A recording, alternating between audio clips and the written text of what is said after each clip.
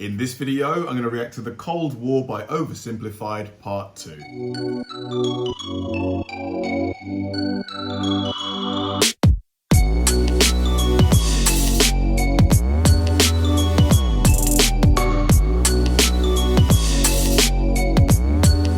Hi guys, and welcome to another episode of Kabir Considers. This is the place where I react to music, media, sports, anime, anything related to popular culture. I'll watch it with an open mind and give you my 100% honest reaction to it. And if you could please hit that like button early, I'd really appreciate it. Now this I've been waiting for a good few days, and I know that some of you have been too.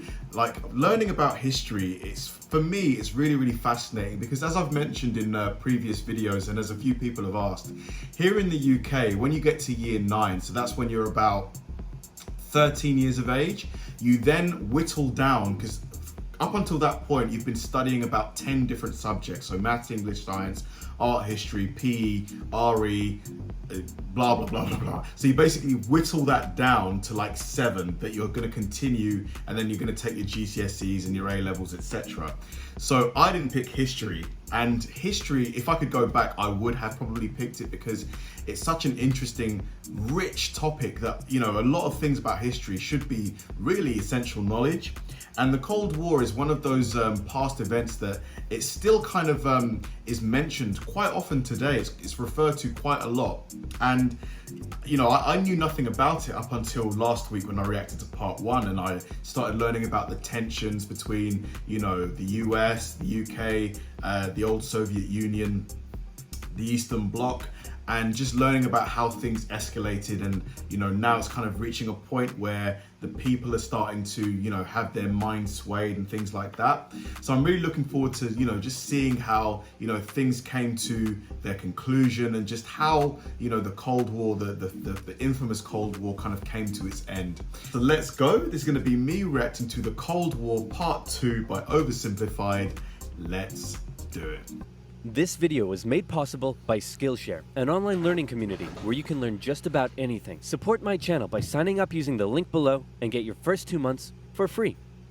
For anyone who thinks recent US history has never been as crazy as it is right now, allow me to present to you the 1960s, extreme cultural division, major political assassinations, and the closest the world has ever come to nuclear apocalypse. Shocked by the CIA's intrusive methods for putting down socialism in Latin America, a certain Fidel Castro met with a certain Che Guevara in a bar in Mexico City, and the two of them decided they should grow some awesome beards and overthrow the Cuban government, which is exactly what they did. Cuba had been America's summer playground, and America didn't like seeing a communist regime being set up in its own backyard. So the US immediately began training up Cuban exiles to invade Cuba and overthrow Castro. However, as the day of the operation came closer, Kennedy wanted to conceal any US involvement in the plan, so he massively scaled back American air support, and as a result, the Bay of Pigs invasion was a humiliating defeat for America. But Castro felt there was still an impending US threat to his regime. Meanwhile, in the Soviet Union, Khrushchev had a lot of medium-range nuclear missiles that couldn't reach America, but they could if they were positioned, say, on an exotic Caribbean island off the coast of Florida. Hey, I'm a communist who hates America. You're a communist who hates America. You know what that means? We should fall in love. I was just gonna suggest you set your missiles up in Cuba. Oh, no, you're right. That's a better idea. Be still, my beating heart.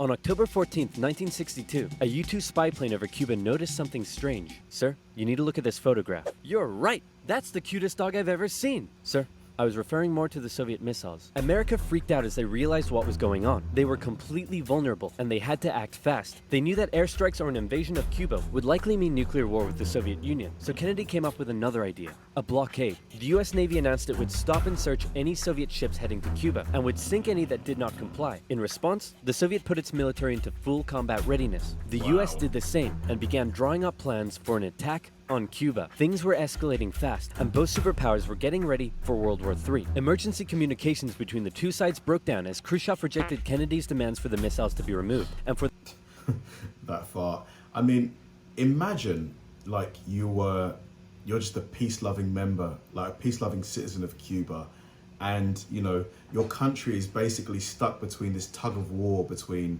the Soviet Union and the United States. I mean, the level of like anxiety I imagine a lot of Cubans probably felt, especially Cubans that knew what was going on, that had a real sort of their finger on the pulse politically. You know, you just wouldn't want anything really to go wrong in that scenario. For the first time in history, U.S. Strategic Air Command moved to DEFCON 2. DEFCON 1 means nuclear war. The Soviets shot down a U-2 spy plane over Cuba. A Soviet nuclear submarine in the Caribbean mistakenly believed war had already broken out, and two of the senior officers gave the go-ahead to fire its nuclear torpedo. Thankfully, the third senior officer, this beautiful man, refused to authorize the decision. The U.S. finalized its preparations, and I kid you not, the day before the U.S. were set to decide the day and time for the Cuban invasion, Khrushchev was like, "Hey, you know if you just removed your missiles from Turkey, we'd remove ours from Cuba?" Yeah, that sounds good to me. It was a bit more complicated. I mean, talk about like coming this close to a nuclear war, which pretty much would have been nuclear Armageddon, because these things, we all know how just ridiculously destructive they are. Man, thank goodness for that. Than that, but at the last second, the two sides finally came to an agreement. Soviet missiles were shipped out of Cuba, and the world breathed one gigantic sigh of relief, except for one guy, who was bloody livid. Phew! Let's hope that's the biggest crisis of my presidency. Unfortunately for him, his presidency was to end with one. Having nearly blown up the planet, a few changes were made. First, the superpowers agreed to a limited test ban treaty. Secondly, the Soviets ousted Khrushchev and replaced him with Leonid Brezhnev, who was a kisser. He liked to kiss. Both sides were deeply concerned at the prospect of nuclear war, but still, the arms race raged on throughout the 60s and 70s. US intelligence worked out that the Soviets' nuclear arsenal was not as powerful as they previously thought, but in fact, it was America that held the advantage. ABMs and MIRVs were developed, and the doctrine of MAD. If both sides knew they would be completely destroyed by a nuclear war, neither would risk starting one. But even without war, the world was already feeling the effects of nuclear weapons. In 1966, above the pleasant town of Palomares in Spain, a US bomber collided with a tanker mid-air, and 4 hydrogen bombs fell and landed near the town below. It hasn't exploded, so I'm sure everything's fine. Whoa, boy. Hey, I wouldn't eat that if I were you. Okay. What were you gonna do today? Go for a swim? Yeah, I wouldn't. Are you breathing right now? Yeah? Yeah, I wouldn't. It took the Americans 2.5 months to find one of the bombs, which had gone missing in the ocean. This was the 14th time America had lost a nuclear bomb since 1950. What? Oh man, have they been recovered? I'd hope so, right? Nobody knows how many bombs the Soviet Union lost. So sleep well tonight.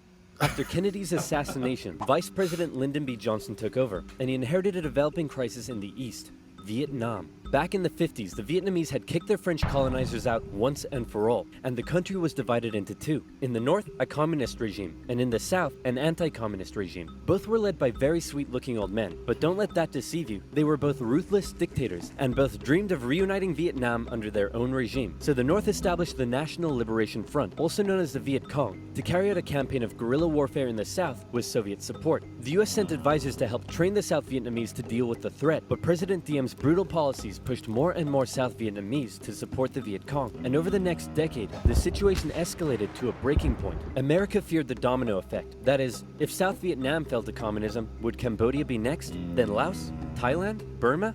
India? LBJ had to make a choice between losing South Vietnam or sending in the troops, and so in they went. From 1965, America found itself in a war unlike anything it had ever fought before.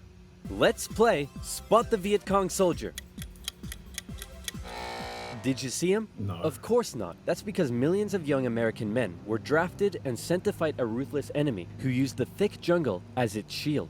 It was nearly impossible to tell where the enemy was, or worse, who it was. And as a result, the civilian population got caught up in the brutal crossfire. Oh, the city of Saigon found itself under regular attack, and America launched a bombing campaign in the north during Operation Rolling Thunder. The Viet Cong used the Ho Chi Minh Trail running through Laos and Cambodia to supply the campaign. It was a long and brutal war, and I could never do it justice in this video. But in terms of the Cold War, Vietnam was probably the biggest of many, many global conflicts that signaled a turning point.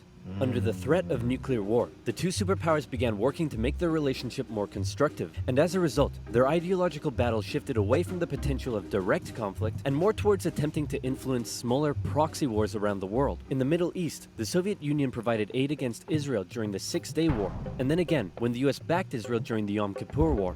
In Africa, the Angolan Civil War saw US supported... I've just had a random thought. Like, do you ever think, or in the foreseeable future, do you ever foresee a point where we completely disarm ourselves of nuclear weapons, you know, because it just seems that, I know that they make a good deterrent, but because, you know, they are so destructive, like the temptation I imagine that some people have to use them is considerable. Like obviously most people are logical and rational, but there are, you know, some people out there, you know, we can probably think of one in particular that, you know, are quite volatile, you know, and the risk of one getting into his hands, you know, there are rumors that he already has one, are quite, you know, it's extremely risky. So I don't know, maybe the world would be better off without them, but maybe I'm just being naive. South Africans fighting Soviet-supported Cubans. In the conflict between Somalia and Ethiopia, the superpowers interestingly switched sides as regimes changed, and the US continued fighting the spread of communism in its own backyard, funding the famous Contra groups to fight the socialist junta in Nicaragua. These proxy wars were fierce enough to begin with, but superpower intervention amplified the destruction and created alarming levels of human suffering throughout the Third World. And in Vietnam, that human suffering was all being broadcast back home via good old television. Going into the late 60s, America was a changing nation. This became this. This became this. And this became this. The new slogan that was taking root: make love, not war. The majority of Americans did not approve of Johnson's handling of the Vietnam War, and in 1968, a silent majority elected law and order candidate Richard Nixon. As the Vietnam War appeared to be increasingly unwinnable, and public opinion turning increasingly sour, Nixon made the decision to begin bringing the troops home, and ended US involvement in Vietnam by 1973. 2 years later, the South fell. The Cold War was now taking its toll on both superpowers. In Russia, a huge percentage of the budget was still going to the military. People were still hungry, and they just didn't have access to the same lifestyle and goods as the West. And what did they have to show for it? They weren't even winning the space race anymore. Both sides needed to reduce spending in order to rescue their economies, and so both welcomed with open arms an easing of hostilities, otherwise known as détente. It always seems that, you know, in the end, money really is probably one of the biggest incentives for stopping wars, or at least, you know, dissuading people from continuing them. I mean, can't we just like think a couple of steps ahead and say, you know, okay, if we enter this war, we're going to highly likely spend a ton of money. We might run out, or we might be, you know, be put in a situation where we simply can't afford to continue. So why enter it in the first place, right? But then again, I guess, you know, if you have no choice, you know, if you are defending people, or, you know, fighting against something that you really deep down in your core believe to be wrong, such a tough one. To improve relations, Nixon became the first US president to visit Moscow in 1972, and Brezhnev returned the gesture a year later. A number of treaties were signed, including the 1972 SALT agreement that limited nuclear weapons. Relations with China were even improving via ping-pong diplomacy when the US table tennis team went on a tour of the People's Republic. However, internally, China was still pushing anti-capitalist propaganda, which led to some mixed messages. Nixon even visited China in 1972, and it was a barrel of laughs. Today, the president walks among priceless treasures from China's golden age. Among them, a pair of ear stoppers used by the emperor to keep from hearing criticism. Wow. Put the stopper into his ears so that he couldn't hear the criticism. Give me a pair of them. 他是不是给我一对啊？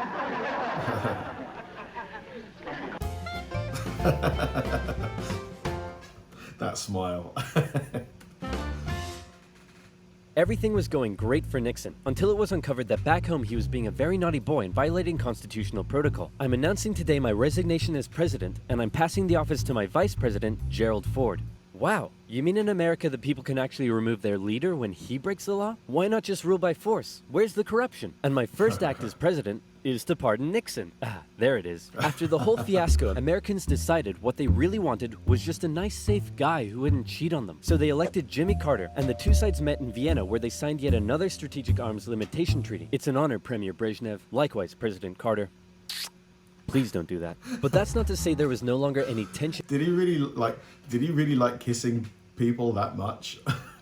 Let me know, or is this just a bit of a comedy for this video? Let me know in the comment section. In between the two sides, because there was heaps of it. Once again, the Soviet Union put down further attempts at reform and rebellion in the Eastern Bloc. The Euro missile crisis saw new and improved classes of intermediate-range missiles being deployed in Europe. In 1979, the Soviets thought it would be a good idea if they had their own Vietnam and invaded Afghanistan to prevent a US-sponsored Islamic insurgency. And in response to these various crises, Olympic Games were boycotted. Conservatives were concerned that US policy had become too soft, and in 1980, they decided they wanted a president who would be tough on communism, so they elected Ronald Reagan. And Reagan came in guns blazing. Concerned at the Soviet Union's human rights violations, he made a speech calling them an evil empire. And he also wanted to renew the arms race using technological advances in computing and lasers. He came up with the Space Defense Initiative, also known as Star Wars, which was basically a big defensive anti-nuke shield around the country. But a lot of people thought it was a pretty dumb idea. The Soviet Union perceived this shift in rhetoric as the USA getting ready for war, and they were feeling especially threatened as their relationship with their communist ally China had broken down. Relations took a big hit in 1983 when the Soviets shot down a Korean airliner that had strayed into their airspace, and it looked like the world was going right back to mid-20th century Cold War tension. But then Brezhnev got really old and died, and was replaced by this guy who was really old and died, and was replaced by this guy who was really old and died, and he was replaced by Mikhail Gorbachev. Coming into office in 1985, he was the real game changer. His philosophy differed a lot from previous Soviet leaders. He felt that the reason the Soviet system and economy was struggling was that it didn't allow the Soviet people to find satisfaction in their work,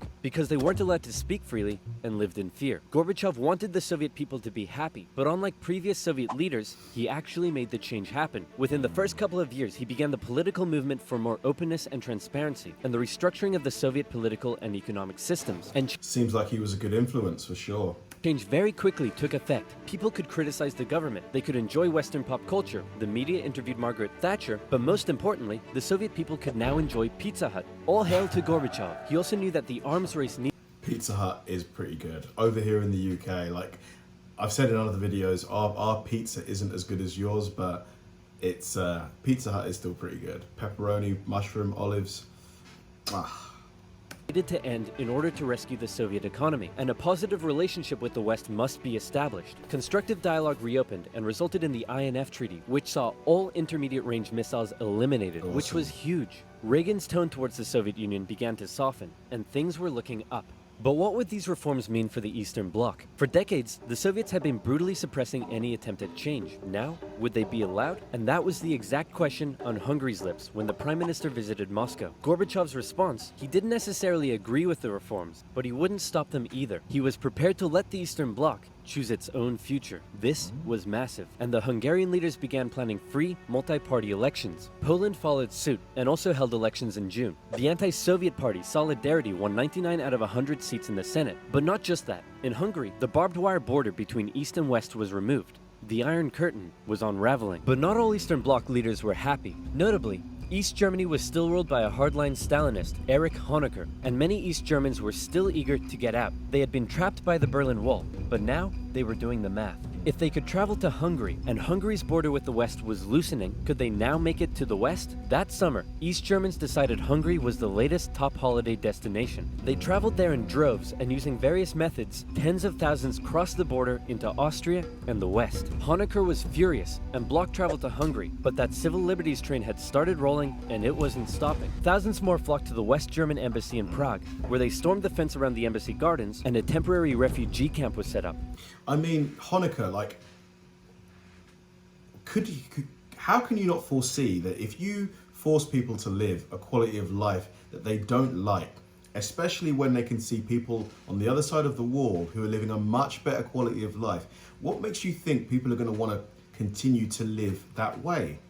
Like, it's not, it's just so unrealistic and unreasonable to expect people to just willingly, you know, waste their life away under these conditions. I mean, for someone who got to, you know, that level of power, it seemed really quite dumb to me, but maybe there's more to it that I don't know, that I'm missing. There probably is, to be honest.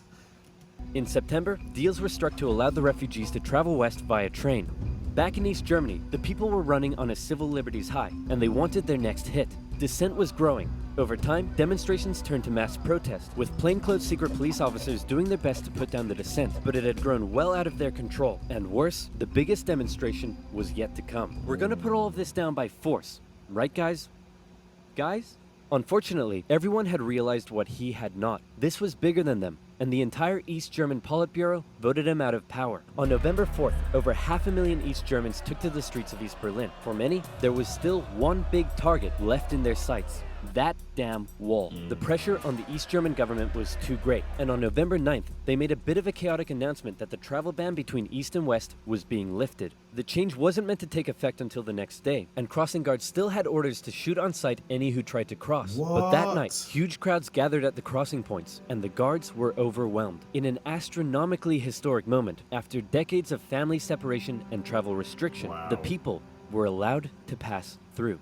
East and West Berliners couldn't believe it and celebrated together throughout the night. Some even climbed the wall and began to topple it. The Iron Curtain had fallen, and a year later, Germany would be reunited.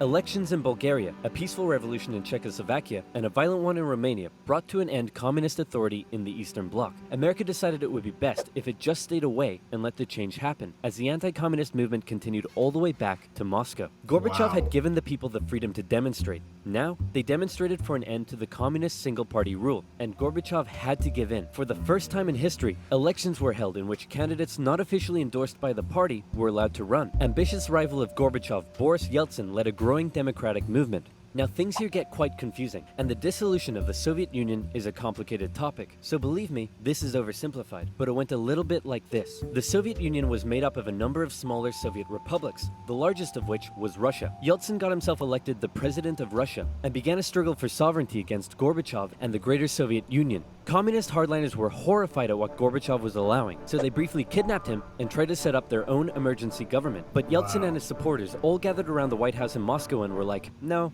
we have a tank. So the hardliners had to concede and released Gorbachev. Wow, thanks Boris. That was a close one. No problem. And thanks to you for all the great freedom you've given us. Anytime, pal. And just to inform you, I've used that freedom you've given us to go behind your back and make a deal with Ukraine and Belarus to dissolve the Soviet Union and set up the Russian Federation. In other words, you're no longer in charge. I am. Ooh. Dude. So uncool. And so decades of tension and the everlasting threat of nuclear war finally came to an end as democratic governments were established in many of the old Soviet republics. Nice. And the world got along together forever after. Right, guys? Hey, this modern art thing is growing on me. Where can I learn to do that?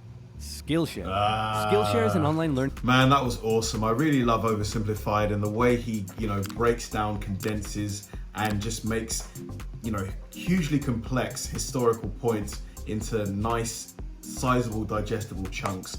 Really, really interesting to see how, at the end of the day, it was people and, people coming together and making their voices heard that really had such influence in, reuniting Germany, in changing the political system within Russia, kind of ending the Soviet Union.